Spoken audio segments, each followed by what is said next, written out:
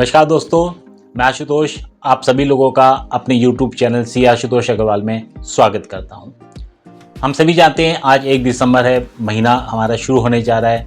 हम सभी फाइनेंस और अकाउंट्स के लोग एक तारीख को बहुत ही महत्वपूर्ण मानते हैं, क्योंकि आज के बाद हमें अब देखना पड़ेगा कि कौन कौन सी ड्यू डेट्स हमारी आने जा रही है, हमें किन किन ड्यू डेट्स पे क्या क्या काम करना है, ये हमें इसका ध्यान रखना पड़ेगा। तो सबसे पहले हमें इनकम टैक्स का ध्यान रखना है। इनकम टैक्स की सबसे इंपॉर्टेंट ड्यू डेट है 7 तारीख। 7 तारीख में हमें TDS या TCS जमा करना होता है।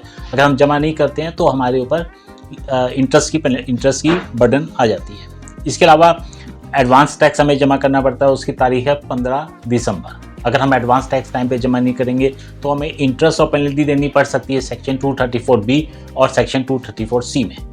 इसके बाद आती है 31 दिसंबर। तो जिन लोगों ने अपनी रिटर्न अभी तक फाइल नहीं करी इनकम टैक्स की, उनके लिए एक अंतिम मौका है और वो है 31 दिसंबर। तो सभी लोग अपनी रिटर्न जमा कर लें। और अगर किसी ने रिटर्न जमा कर दी इनकम टैक्स की और उनको लगता है कि कुछ उसमें अमेंडमेंट करना है या कुछ मॉडिफिकेशन करना है, तो उसकी भी लास्ट डेट हमारी 31 दिसंबर है। तो हमें ध्यान रखना पड़ेगा इनकम टैक्स के पॉइंट ऑफ व्यू से कि हमें ये तीनों डेट हमारे लिए बड़ी महत्वपूर्ण है। अब हम बात करते हैं GST के बारे में। तो GST की कौन कौन सी डेट्स हैं जिनका हमें ध्यान रखना है। तो सबसे इंपॉर्टेंट है 10 दिसंबर। तो 10 दिसंबर में हमें फाइल करना होता है GSTR 7 और GSTR 8। GSTR 7 होती है उनकी जिन्होंने TDS काटा है, और GSTR 8 होती है TCS, यानी कि जो कोई ई-कॉमर्स प्रोवाइडर है, जैसे कि मीशो हुआ, अमेजन हुआ, फ्लिपकार्ट हुआ, ऐसे लोगों को के या और इस टाइप के जो भी प्लेटफॉर्म प्रोवाइड करते हैं, भले ये ना हो कोई और भी हो सकते हैं, जो अपना प्लेटफॉर्म देते हैं सेल करने के लिए, उनके लिए TCS काटने की डेट होती है। और उसके बाद आपको जो जमा करना है और रिटर्न जो फाइल करनी है वो फाइल करनी है 10 दिसंबर को। इसके बाद अगले दिन ही 11 दिसंबर आता है, यानी GSTR 1 फाइल करने की।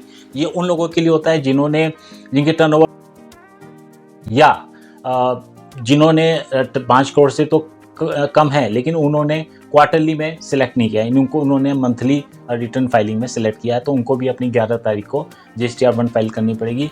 अदरवाइज उनके जो उनके क्लाइंट्स हैं उनको GST इनपुट दिखाई शो नहीं देगा।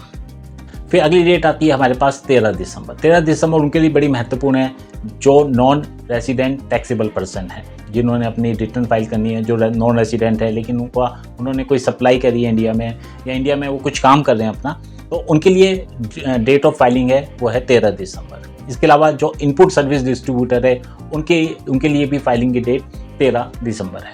उसके बाद आती है 20 दिसंबर। 20 दिसंबर हम सभी जानते हैं कि GSTR 3B की हमारी ड्यू डेट होती है। जिन्होंने क्वार्टरली में सेलेक्ट नहीं किया है उनको अपनी रिटर्न फाइल करनी पड़ेगी 20 तारीख को। तो सभी लोग ध्यान रखें इस बात का कि हमें 20 तारीख को रिटर्न फाइल करनी है, अपना टैक्स जमा करना है, अदरवाइज़ फिर हमारे पास पेनल्टी लगनी शुरू हो जाती है, जो कि थोड़ी सी प्रॉब्लम क्रिएट करती है।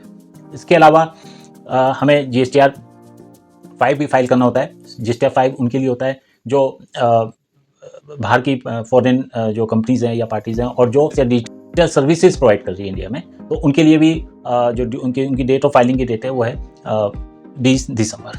एक जो डेट है दिसंबर में वो 31 दिसंबर। तो जिनों की टर्नओवर 2 करोड़ से ज़्यादा है उनको अपनी GSTR 9 फाइल करनी होती है। उनकी जो डेट ऑफ फाइलिंग है वो है 31 दिसंबर फॉर द फाइनेंशियल ईयर 23-24। इसके अलावा जो कंपोजिशन डीलर हैं उनकी भी रिटर्न फाइलिंग की डेट जो है वो है आपकी 31 दिसंबर।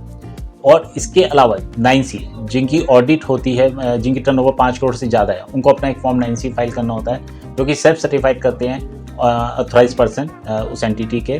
तो उसकी भी लास्ट डेट जो है वो है 31 दिसंबर फॉर द फाइनेंशियल ईयर 23-24। अब हम बात करते हैं बाकी ड्यू डेट्स के बारे में। तो बाकी ड्यू डेट्स हैं हमारी ESI PF आपको फाइलिंग करना होगा, उसकी ड्यू डेट है 15 दिसंबर, जिनको नवंबर की रिटर्न फाइल करने के लिए। इसके बाद जो एक्सटर्नल कमर्शियल बोरोइंग्स हैं उनको ECB 2 फाइल करना होता है, उसकी ड्यू डेट है 7 तारीख।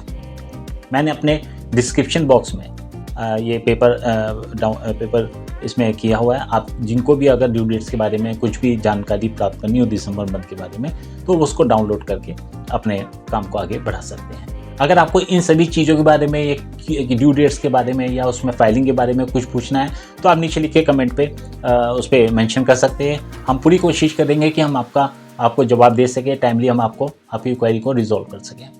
धन्यवाद।